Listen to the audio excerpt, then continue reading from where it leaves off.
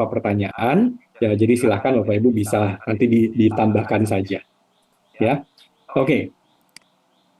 Oke, sebentar ya, kita lanjut berikutnya. Nah, tadi kalau kita lihat ya pembahasan saya itu kan adalah seputar penulisannya, ya. Jadi best practice untuk writing-nya. Nah, sekarang kita masuk ke bagaimana dengan publikasinya. Oke, satu hal yang selalu saya utarakan, ya, tidak bosan-bosannya saya utarakan di setiap kesempatan yang ada adalah sebenarnya ada satu hal yang di Indonesia itu sangat-sangat kurang kita lakukan adalah pendalaman mengenai publikasi. Ya, jadi kalau writing yang tadi saya jelaskan Bapak Ibu, mungkin terutama untuk Bapak Ibu dosen cukup banyak yang sifatnya sudah diketahui. Ya, kenapa? Karena kita sudah cukup banyak, bukan cukup banyak, kita sudah sering sekali mengikuti workshop-workshop pelatihan penulisan karya ilmiah. Ya, dan itu bagus, nggak ada salahnya, gitu ya. Nah, uh, tentang penulisan karya ilmiahnya. Satu hal yang sebenarnya kita sangat kurang di Indonesia itu adalah lebih ke edukasi, workshop, seminar gitu ya, training-training terkait dengan publikasi karya ilmiahnya. Ya, sehingga yang sering terjadi adalah kita ketika sudah punya paper, ya, kita sudah punya paper, kita kebingungan apa langkah selanjutnya. Kita tahu kita harus publikasi, tapi kita belum terlalu paham cara publikasi yang etis itu seperti apa. Cara menghindari jurnal yang predator itu seperti apa. Cara apa beda, bagaimana berapa lama menunggu dari editor dan bagaimana membalas pesan dari editor misalnya gitu ya. Atau bagaimana berurusan apa misalkan bagaimana berurusan kalau jurnal itu tiba-tiba menawarkan katakanlah opsi yang namanya green open access. Nah, ini mulai agak-agak teknis gitu. Nah, hal-hal yang seperti ini itu adalah ilmu pengetahuan tentang publikasi. Nah, itu yang jarang kita bahas. Oke.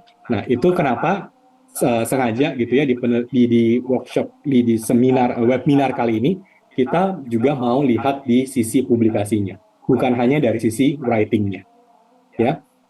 Nah, kita akan melihat beberapa hal yang mendasar kalau kita ingin publikasi karya ilmiah. Oke. Nah, pertama tentunya adalah persoalan memilih jurnal. Oke. Jadi persoalan memilih jurnal dulu. Kalau mahasiswa misalnya ditanya gitu ya, oh kamu sudah punya tesis, sudah punya disertasi, sudah mau selesai ya, kemudian ini mau dipublikasikan. Nah, kadang kan pertanyaannya adalah mau publikasinya di mana? Biasanya Bapak Ibu dosen juga suka tanya mahasiswanya begitu ya. Ini penelitian sudah oke, nanti kamu mau publikasi di mana? Nah, ini pertanyaan yang tidak gampang dijawab. Ya, mungkin untuk mahasiswa juga begitu gitu ya. Karena saya juga pernah jadi mahasiswa, pertanyaan dari dosen pun sama gitu ya. Kamu publikasi ini di mana? Nah, itu tidak mudah dijawab karena tentunya ya ketika kita memilih jurnal itu harus hati-hati gitu ya. Kita harus hati-hati, kita harus punya strategi, kita harus tahu yang etis dan tidak etis bagaimana. Banyaklah pertimbangan yang harus dimiliki. Nah, yang pertama sebenarnya ya, yang harus kita jawab dulu waktu ditanya kamu mau publikasi di mana, atau kita mau publikasi di mana adalah bukan jurnalnya apa, ya. Kalau ditanya Prof Sulis ya publikasinya di Cakrawala Pendidikan aja gitu ya Prof ya. Tapi kalau secara umum gitu ya, mau publikasinya di mana? Pertanyaan pertama yang harus dijawab sebenarnya adalah bukan jurnalnya apa, tapi model publikasinya yang mana dulu. Oke. Artinya, kita perlu sekarang memilih. First step-nya adalah, publikasinya model jurnal yang subscription atau model yang open access. Nah, ini dulu nih yang pertama.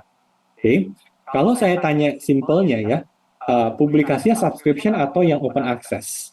Nah, untuk Bapak Ibu dosen seharusnya sudah aware. Nah, untuk rekan-rekan mahasiswa, banyak yang masih belum tahu memang bedanya apa gitu. Ya, nah, bedanya sebenarnya gini, jurnal di jurnal akademik gitu ya, secara garis besarnya itu terbagi jadi dua. Ada yang subscription, ada yang open access. Ya, meskipun di open access sendiri nanti ada breakdown-nya lagi. Nah, tapi kita nggak perlu sedetail itu. Intinya ada dua. Ada subscription, ada open access. Nah, jurnal-jurnal yang subscription adalah jurnal-jurnal yang sifatnya artikel tersebut ketika mau dipublikasikan itu sifatnya gratis untuk authornya, ya. Jadi sebagai peneliti, Bapak Ibu tidak perlu bayar apa-apa, ya, untuk publikasi pada jurnal-jurnal subscription. Kebalikannya, kalau open access, terutama yang namanya gold open access, maka ketika Bapak Ibu publikasi, maka akan ada APC, ya, Article Publishing Charge, yang dikenakan untuk authornya. Nah, APC ini sangat beragam. Oke, ada yang mungkin ada yang mungkin kisarannya masih di ratusan dolar sampai dengan ribuan dolar. Ini beda-beda. Oke. Nah, jadi ini menjadi satu keputusan dulu nih yang harus dilihat gitu ya, yang harus diputuskan oleh si authornya, ya, apakah tidak masalah untuk publikasi di open access, ya, meskipun ada APC, atau karena ada APC, ini membuat pilihannya lebih baik ke subscription. Nah, ini tentu memutuskan hal ini, ya, ada cukup banyak pertimbangan gitu ya. Tadi APC 1. Kemudian kadang-kadang ada beberapa kampus yang saya tahu ada mandat harus open access, ya. Ada juga yang bebas terserah gitu ya. Ada juga kalau Bapak Ibu mungkin mendapatkan funding, ya, maka fundernya meminta misalkan harus open access, atau kebalikannya fundernya bilang, oh tidak, ini subscription saja karena kita tidak membiayai APC. Nah, banyak hal-hal teknis gitu ya, yang kemudian membuat kita perlu lihat dulu ya, apakah saya mau ke subscription atau mau ke open access. Nah, bukan cuma itu, tapi efek setelahnya. Kalau subscription, meskipun author itu gratis, tapi pembaca itu kalau mau membaca artikel Bapak Ibu, itu perlu berlangganan. Ya, biasanya langganannya itu dibayarkan oleh institusinya. Oke, itu modal subscription. Jadi karena authornya gratis, pembacanya yang bayar. Kalau open access itu kebalik. Ya, karena authornya sudah bayar, pembacanya gratis. Ya. Dan kalau Bapak Ibu publikasinya subscription, ya, Bapak Ibu jangan sekali-sekali menyebarkan PDF-nya. Ya. Jadi kalau misalnya Bapak Ibu sudah dapat, oh saya subscription artikelnya gitu ya, Bapak Ibu akan dapat PDF-nya, ya, PDF dari publisher-nya, tapi PDF tersebut tidak boleh disebarluaskan ke manapun, ya, ke medsos, ke WA, kemanapun gitu, ya, karena uh, hak untuk bisa membaca, ya, adalah hak dari publisher-nya, ya, untuk menjual gitu ya, hak baca tersebut. Itu subscription. Oke, kalau open access ini terserah Bapak Ibu mau sebarin kemanapun di media sosial juga silahkan gitu. Ya, kalau yang subscription paling mentok Bapak Ibu boleh sebar adalah linknya. Ya, jadi link untuk membaca artikel tersebut. Oke, nah ini satu hal yang paling dasar dulu gitu ya, untuk kita memutuskan mau subscription atau mau open access. Ya, nanti kalau open access dibahas tuh panjang lagi, ada gold, ada green, ada macam-macam, ada diamond gitu ya. Nah, kemudian nanti ada open access yang free, itu udah panjang lagi pembahasannya. Tapi basicnya dua ini dulu. Oke, nah berikutnya ya, beberapa jurnal itu juga punya istilahnya berdiri sebagai hybrid jurnal. Nah, hybrid jurnal itu apa? Hybrid jurnal itu adalah jurnal yang memberikan opsi kepada author untuk publikasi, bisa subscription, bisa open access. Ya, jadi jurnal ini tipe-tipe yang gini. Daripada kita ribut ya, ini open access ada bagusnya, ada tidaknya, subscription juga sama, semua ada plus minus lah. Nah, jadi jurnalnya mikirnya gini, oke lah, daripada kita ribut, author yang memutuskan. Ya, artikel itu mau dipublikasikan di jurnal ini. Oke, sekarang authornya pilih. Nanti artikelnya mau bentuknya subscription atau mau bentuknya open access. Nah, itu hybrid jurnal. Ya. Nah, nanti Bapak Ibu terkait dengan open access subscription gitu ya, kalau kita udah bicara ke level etika publikasi, intinya tidak boleh ada perlakuan yang berbeda untuk open access dan subscription. Ya. Jadi mungkin di luar sana ada persepsi bahwa oh publikasi open access lebih cepat dibanding subscription. Justru itu sangat berbahaya. Ya. Kalau open access itu lebih cepat dibanding subscription, mentang-mentang bayar gitu ya, gampangnya Bapak Ibu, maka yang namanya predator itu akan terus-terusan bermunculan. Ya, nah itu nanti kita bahasnya di belakang-belakang gitu ya. Tapi poinnya adalah perlakuannya, baik itu subscription maupun open access terhadap artikel, proses review harus sama. Ya, oke, lanjut dulu. Oke, berikutnya Bapak Ibu, kalau kita mau publikasi, ya tentunya kita juga perlu untuk memahami kuartil itu sebenarnya apa, gitu ya.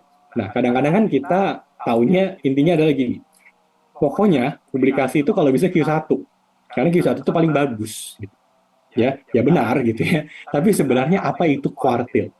Nah, itu yang tentu kita perlu pahami lebih lebih lanjut gitu ya. Nah, kuartil itu simpelnya Bapak Ibu adalah bagaimana kita mengkategorikan kualitas dari jurnal. Nah, kategori ini datangnya dari formula yang digunakan untuk menghitung kualitas dari jurnal tersebut.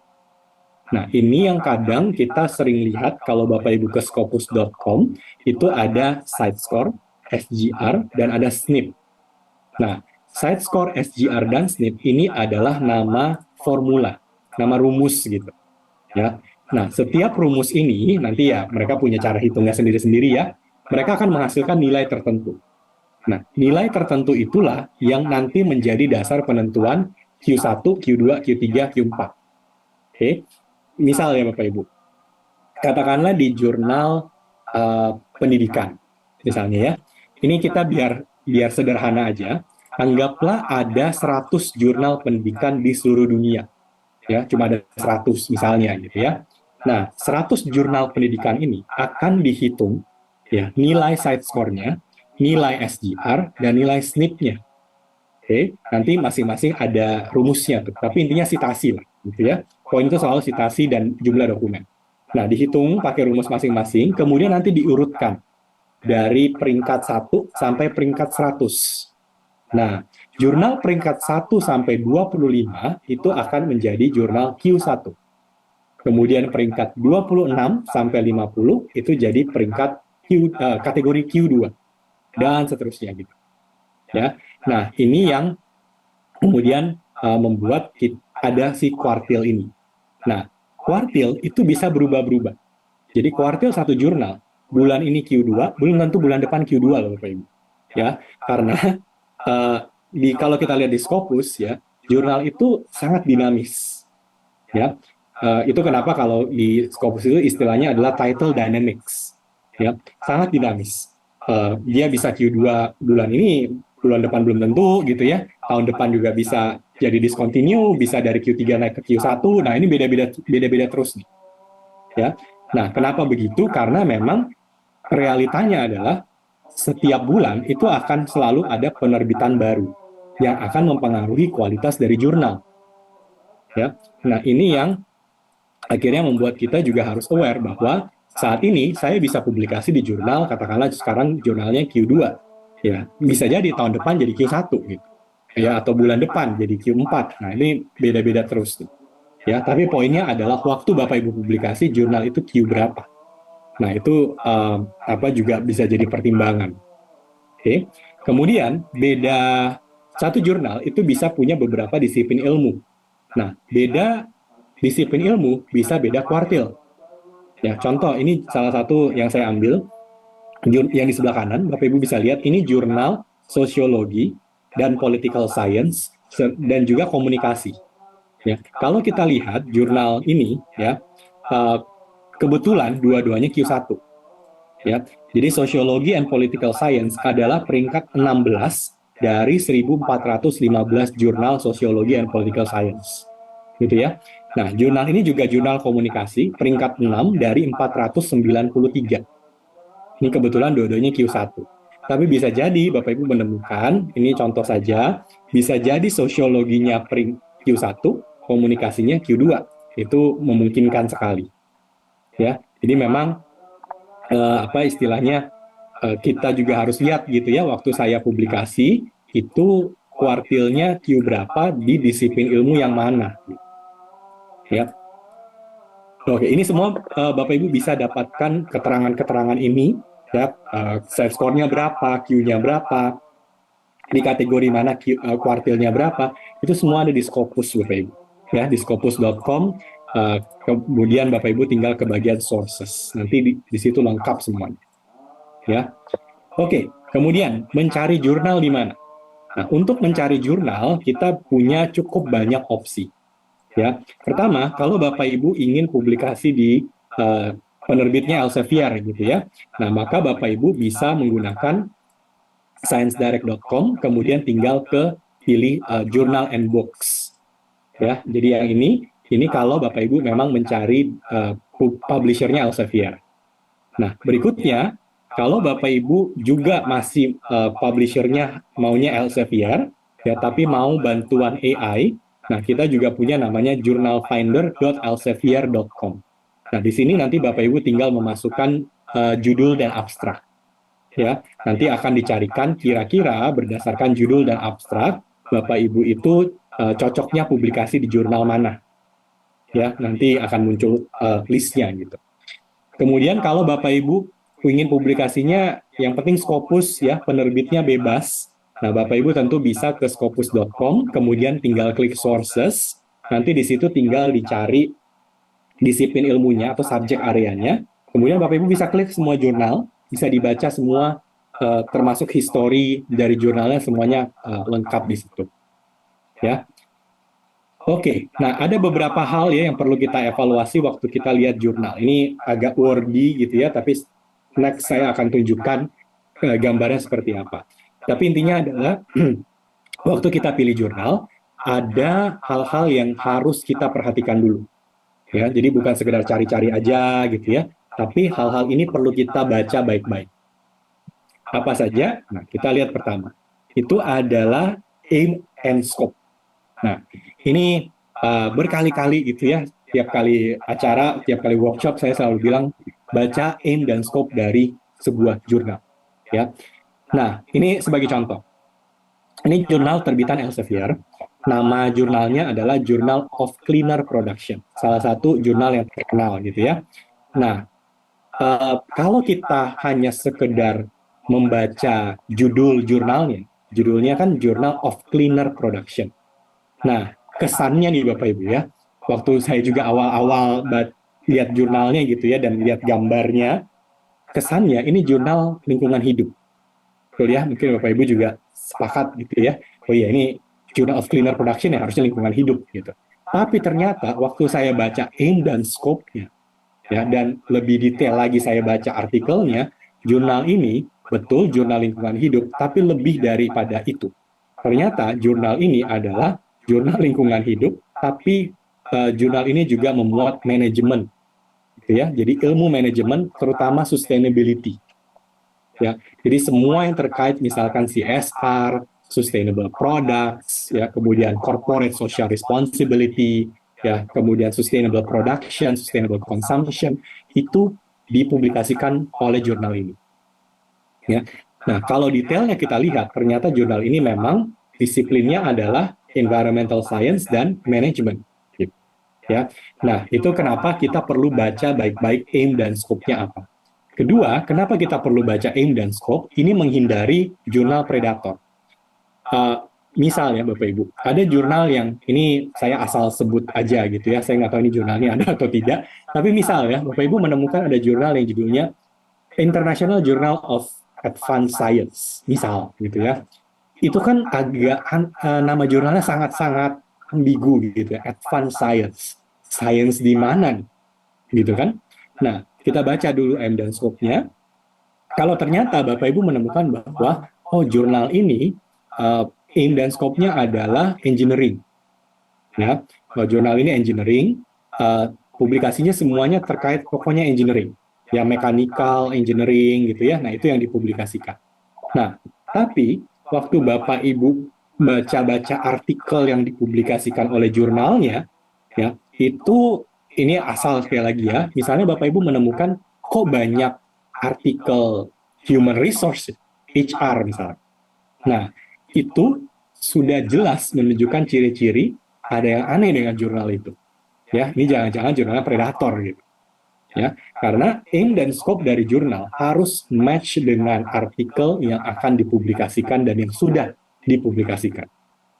Ya, itu kenapa penting sekali waktu nanti kita searching jurnal, ya kita cari-cari jurnalnya, baca aim dan scope-nya. Kemudian cocokkan aim dan scope dari jurnal itu dengan penelitian kita dan dengan penelitian yang sudah pernah dipublikasi. Nah, ini yang akan membuat kita jadi lebih aman gitu ya ketika kita akan publikasi penelitian kita. Ya. Nah, ini satu gitu ya tadi ya, dari cukup banyak yang kita lihat.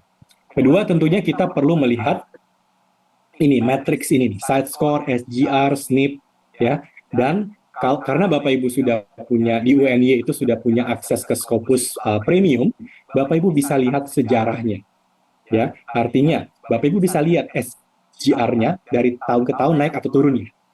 Nah, kalau tiap tahun turun, itu udah ciri-ciri agak berbahaya gitu. Ya. Nah, sama site score-nya naik atau turun. Ya, kalau Bapak Ibu di scopus.com, Bapak Ibu tinggal tinggal cari jurnalnya, Bapak Ibu scroll sedikit nanti kelihatan sejarahnya seperti apa. Ya, intinya cari aja yang naik terus, simpelnya gitu. Ya, kalau turun terus itu kita harus lebih hati-hati. Ya, nah berikutnya ini kita juga perlu membaca namanya jurnal insight. Oke, jurnal insight ini tidak semua jurnal ada. Ya, nanti tergantung penerbitnya juga. Tapi ini sekarang menjadi satu tren yang tentu akan sangat disukai oleh para author. Ya, jurnal insight itu poinnya semua informasi yang paling sering ditanyakan oleh author. Ya, misal jurnal ini, ya, ini menyediakan insight yang saya sudah kotak di bawah ini nih Bapak Ibu ya. Pertama adalah berapa APC-nya. Ya, jadi APC-nya sudah ditulis di situ 3970 US dollar untuk open access. Ya, kalau mau open access. Kalau tidak, ini jurnalnya hybrid. Oke, bisa subscription juga. Kemudian berapa lama waktu menunggu balasan dari editor? Di sini sudah ditulis 3,9 minggu, ya 1 bulan lah. Ya, artinya kalau Bapak Ibu submit artikel di sini, maka tunggulah 1 bulan untuk mendapatkan jawaban dari editornya. Ya, berikutnya review time.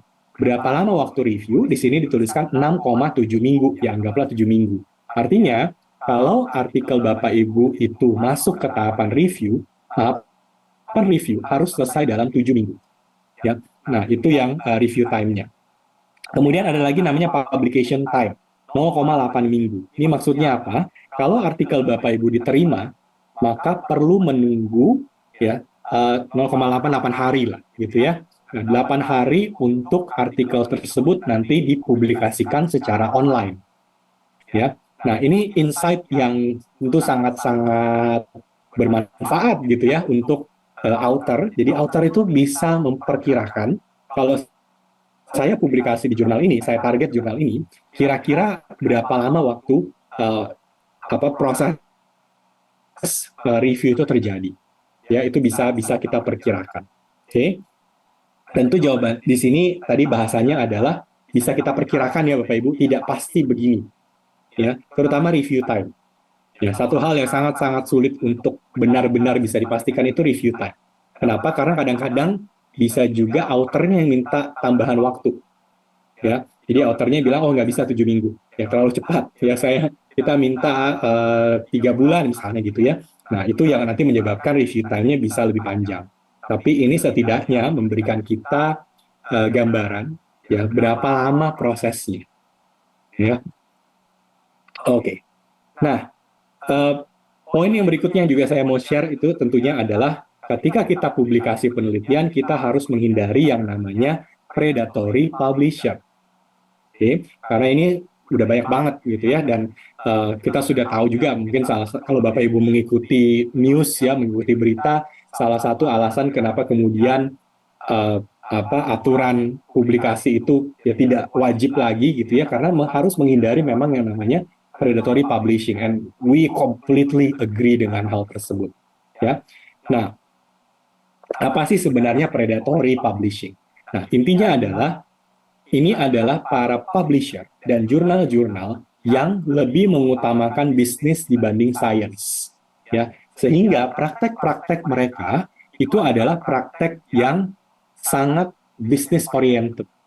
Ya, sains itu tidak penting, padahal kita tahu betul bahwa yang namanya jurnal, ya itu adalah cara komunikasi sains yang paling baik gitu ya, bahkan dalam level global sekalipun. Nah, nanti praktek-praktek yang kita lihat dari predatory journal and publishers itu sangat unik gitu ya, yang kadang-kadang kita juga sampai heran sendiri bagaimana mereka memperlakukan paper, scientific paper, ya. Nah, kalau kita lihat ada cukup banyak driving forces ya yang menyebabkan predatory jurnal itu semakin kemana-mana. Oke. Pertama, yang namanya publish or perish. Ini bukan nama software ya Bapak Ibu ya, tapi it's a system. Ya, ada systemic failure. Nah, publish or perish itu simpelnya gini. Karir seorang academician itu ditentukan dari jumlah paper yang mereka publikasikan. Ya, jadi poinnya adalah jumlah papernya. Oke, bukan berarti Bapak Ibu tidak publikasi karya ilmiah, itu juga salah gitu ya. Tapi kalau penentuan bagus atau tidaknya karir seseorang itu ditentukan murni dari jumlahnya, bukan dari kualitasnya, maka tentunya ini akan menyebabkan predatory jurnal akan semakin berkuasa gitu, akan semakin di mana-mana gitu ya. Karena poinnya adalah kita butuh publikasi yang cepat, kita butuh number-nya itu achieve, meskipun kita tidak tahu apa impact-nya. Nah, itu yang menyebabkan predatory journal bisa kemana-mana. Yang kedua, sangat gampang membuat website. Nah, karena saking gampangnya buat website sekarang Bapak Ibu, banyak kemudian jurnal-jurnal yang websitenya di-hijack. Ini juga kasihan gitu ya ke pengelola jurnalnya. Mereka nggak tahu apa-apa, tiba-tiba jurnal mereka, website mereka di-hijack, ya kemudian Bapak Ibu salah publikasi di website yang tidak seharusnya. Ya, nah ini juga bisa terjadi. Berikutnya inexperience. Kita tidak terlalu aware ya terkait dengan publikasi yang baik itu harusnya seperti apa. Jadi kita tertipu lah dengan praktek-praktek yang tidak etis. Dan yang berikutnya adalah eksploitasi dari model open access. Nah, kalau di Elsevier gitu ya, kita tidak masalah dengan open access sama sekali. Jurnal kita juga banyak yang udah open access juga gitu ya. Yang kita permasalahkan itu adalah bagaimana praktek open access yang dieksploitasi. Contoh, Bapak Ibu diminta untuk bayar APC di muka. Jadi artikel Bapak Ibu itu belum direview. Tiba-tiba Bapak Ibu diminta bayar dulu. Ya, ada juga model di mana Bapak Ibu diminta bayar setengah-setengah, pakai DP segala gitu ya. Itu juga eksploitasi Bapak Ibu. Ada kadang-kadang jurnal yang minta Bapak Ibu bayar lebih, ya. Kalau Bapak Ibu bayarnya lebih, maka artikel Bapak Ibu akan dijamin publish. Nah, itu juga eksploitasi dari model open access. Ya. Nah, ini yang akan menyebabkan predatory jurnal itu akan semakin banyak. Ya. Nah, apa yang kita lakukan terhadap predatory jurnal? Nah, yang Elsevier lakukan sebenarnya Bapak Ibu adalah kita tidak pernah mau mengindeks yang namanya predatory jurnal. Ya. Yang kita lakukan adalah simpelnya, kalau ada jurnal yang sudah terindeks Scopus, ya, mereka ternyata melakukan tindakan-tindakan predatory, maka kita akan discontinue jurnal-jurnal ini. Ya, simpelnya gitu. Ya, jurnal itu tidak bisa kita stop untuk meminta, itu tidak bisa kita stop. Ya, publisher manapun nggak masalah. Oke, termasuk kompetitor juga tidak masalah. Yang kita sayangkan adalah banyak dari jurnal-jurnal ini yang kemudian ketika mereka sudah terindeks Scopus, mereka kemudian melakukan praktek-praktek yang tidak etis. Sehingga sebenarnya menambah pekerjaan gitu ya dari sisi Scopusnya untuk selalu melakukan monitoring dan evaluasi terhadap jurnal-jurnal ini. Ya, akibatnya kita setiap bulan harus mengevaluasi lebih dari 25.000 jurnal. Kemudian dari 25.000 jurnal itu nanti dilihat gitu ya, oh ini ada yang beberapa yang memang melakukan tindakan-tindakan predator, terpaksa harus kita discontinue. Ya. Nah, ada beberapa hal yang kemudian harus kita hindari ya supaya kita tidak terjebak pada praktek-praktek yang tidak etis. Oke. Yang pertama yang harus kita hindari itu namanya paper brokers. Ya, Paper brokers itu bahasa simpelnya adalah joki publikasi, ya. Nah, joki publikasi itu sederhananya adalah Bapak Ibu menggunakan middleman, menggunakan perantara untuk mempublikasikan hasil penelitian Bapak Ibu. Ya. Jadi nanti perantara ini bisa jadi menjanjikan, oh pakai jasa saya pasti publish. Ya. Nah, itu tentu jelas-jelas adalah pelanggaran etika publikasi. Ya, middleman jadi antara authors dengan jurnal. Yang kedua adalah menghindari yang namanya guaranteed publication. Ini misal nih Bapak Ibu ya, katakanlah Bapak Ibu ditawarkan oleh jurnal, ya mau tidak bayar APC-nya lebih, ya dengan guaranteed publication. Ya, misalnya harusnya harganya 1.000 US dollar, Bapak Ibu ditanya mau tidak kamu bayar 1.500 US dollar, tapi pasti publish. Nah, itu guaranteed publication. Ya, ini jelas juga tidak boleh kita lakukan. Oke. Berikutnya hijack jurnal. Kita publikasi di jurnal yang salah. Ya, sorry bukan jurnal, di website jurnalnya yang salah. Ya, jadi kita harus lebih hati-hati gitu ya. Ini websitenya asli atau sebenarnya palsu. Nah, untuk ini kita sediakan di scopus.com ada link ke website asli dari jurnal. Ya. Nah, yang terakhir adalah involved in citation manipulation. Ini apa? Ini adalah ketika kita mengiyakan praktek-praktek manipulasi citasi. Ya, contoh nih Bapak Ibu ya, misalkan jurnal itu minta Bapak Ibu untuk harus citasi minimum berapa dokumen lah yang dipublikasikan oleh jurnal tersebut. Ya, nyambung nggak nyambung tuh belakangan. Yang penting harus. Nah, itu adalah citation manipulation. Ya, jadi hal-hal yang seperti ini juga tidak etis gitu ya untuk kita lakukan. Nah, kalau kita melihat bahwa nggak apa-apa lah saya pakai guaranteed publication atau ya sudahlah saya ikut saja citation manipulation yang penting publikasi gitu ya. Di sisi kita mungkin kita menganggap tidak masalah ya, tapi kita tidak tahu praktek-praktek seperti ini itu juga bisa terjadi pada penulis lain, researcher lain, bukan hanya di Indonesia, tapi berbagai macam belahan dunia lain gitu ya.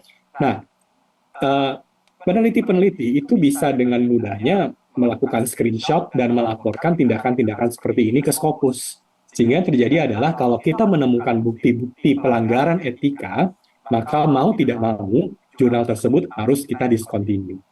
Ya, jadi masalah discontinue itu sebenarnya adalah bagaimana kita sama-sama harus menjaga science, gitu. Ya, menjaga science dari praktek-praktek seperti ini. Oke, kita sih maunya semuanya bersih, tapi ternyata tidak begitu kenyataannya, gitu ya. Sehingga memang harus selalu dilakukan monitoring dan evaluasi seperti ini. Ya, nah jadi poinnya Bapak Ibu ya, write quality, publish ethically ya, supaya ujung-ujungnya apa sih? Tadi data yang saya share di awal ya, bahwa kita perlu menunjukkan as a scientific community, as scholars gitu ya, baik Bapak Ibu dosen, peneliti, tendik, rekan-rekan mahasiswa bahwa science itu penting, gitu. Science matters ya untuk pengambilan kebijakan, untuk produk, inovasi produk ya, untuk macam-macam hal. Ya. Nah, untuk hal tersebut bisa terjadi, maka kita sebagai scholars, sebagai academicians, kita perlu tadi menulis yang berkualitas, publikasi di jurnal yang berkualitas. Baru dari sana impact-nya ya akan pelan-pelan bisa kita rasakan. Ya, beberapa waktu yang lalu kalau kita sempat baca mungkin di beberapa media gitu ya, banyak yang kemudian mulai mempertanyakan what's the point of publishing scientific work, ya, karena sepertinya seolah-olah tidak ada dampaknya. Hal tersebut ya memang bisa jadi betul kalau kita tidak betul-betul serius gitu ya, dan kita fokus pada quality of our work, ya, kita publikasi di jurnal-jurnal yang juga bagus. Ya, jadi semoga itu yang tadi saya share bisa